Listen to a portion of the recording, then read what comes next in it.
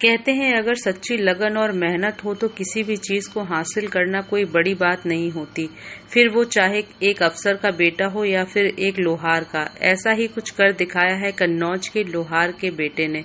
पूरे यूपी में इंटरमीडिएट में चौथे स्थान प्राप्त कर टॉप 10 में अपनी जगह बनाई अनिकेत शर्मा ने। इनके पढ़ाई के प्रति विचार भी बिल्कुल अलग हैं। ये आगे चल एक IAS अफसर बनना चाहते हैं।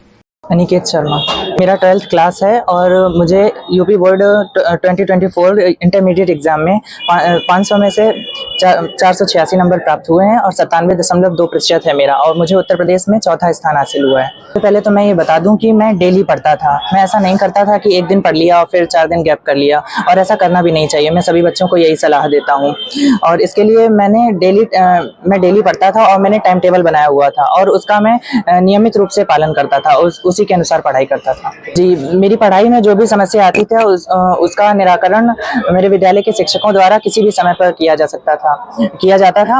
और मेरे विद्यालय के प्रधानाचार्य जी ने मतलब ये नियम बनाया था कि किसी भी विद्यार्थी को यदि किसी भी समय कोई पढ़ाई में असुविधा आ रही है तो फिर उसका निराकरण व्हाट्सएप के माध्यम से कर दिया जाता था, और यदि विद्यार्थी स्कूल में ही है तो वह खाली पीरियड में आचार्य जी से सहयोग ले सकता था 6 घंटे। आगे चल के IAS बनकर देश की सेवा करना चाहता हूँ। बता देना चाहता हूँ कि सफलता संसाधनों पर निर्भर नहीं करती है, ये आपकी योग्यता पर निर्भर करती है कि किस प्रकार आप कम संसाधनों का उपयोग करके भी बड़ा मुकाम हासिल कर सकते हैं। और बहुत सारे ऐसे उदाहरण भी हम लोगों को मिलते हैं जिन्होंने ऐसा किया है, तो इससे मुझे प्रेरणा मिली। मेरे पिताजी लोहे का कार्य करते हैं। मैं सरस्वती विद्या मंदिर इंटर कॉलेज चिरौगंज कन्नौज में पढ़ता हूँ और उत्तर प्रदेश में मेरा 5वां स्थान आया है। 586 मार्क्स आए हैं 600 में से। जो भी अभी मुकाम हासिल किया उसमें मेरे माता पिता और मेरे विद्यालय के जो भी शिक्षकगण हैं उनके सभी का श्रेय देना चाहता हूँ। मेरे दादी, माता पिता और मेरे 2 भाई बहन जी हरियाणा में जॉब करते हैं। हरियाणा विद्यालय की फ़ीस बहुत कम है और विद्यालय में हर प्रकार के डाउट्स भी क्लियर हो जाते हैं, जिससे अन्य किसी साधन की ज़रूरत भी नहीं पड़ी हमें, और विद्यालय हर प्रकार से पर्याप्त है हमारे लिए। प्रिपेयर ही करते थे और मतलब ऑनलाइन तो नहीं करते थे। जो विद्यालय से कार्य दिया जाता था वो गड़बड़ समय से पूरा करते थे, समय से रिवाइज करते थे, और इसी सबसे यहाँ पर नहीं सोशल मीडिया में ज़्यादा एक्टिव नहीं है। सिर्फ रिवीजन के टाइम पर यूट्यूब से थोड़ी सी सहायता ली थी बस। अगर आपके पास साधन है तो आप जा सकते हैं, परंतु जिनके पास साधन नहीं है तो उनके लिए यही पर्याप्त है, क्योंकि हमारा विद्यालय बहुत ही उच्च प्रकार की शिक्षा देता है कम पैसों में। नहीं, योग्यता के लिए पैसा जरूरी नहीं है, क्योंकि अगर आपके पास काबिलियत है तो आपके पैसे कोई महत्व नहीं है। मैं अनिल कुमार मिश्र, प्रधानाचार्य सरस्वती विद्या मंदिर इंटर कॉलेज। जैसा कि हाई स्कूल इंटरमीडिएट की परीक्षा का रिजल्ट निकला, हाई स्कूल में मेरे यहाँ कुल 231 बच्चे शामिल हुए और पूरे के पूरे 100% पास हुए। और सबसे बड़ी बात यह कि हमारे 2 बच्चों को छोड़कर सभी विद ऑनर्स पास हुए हैं।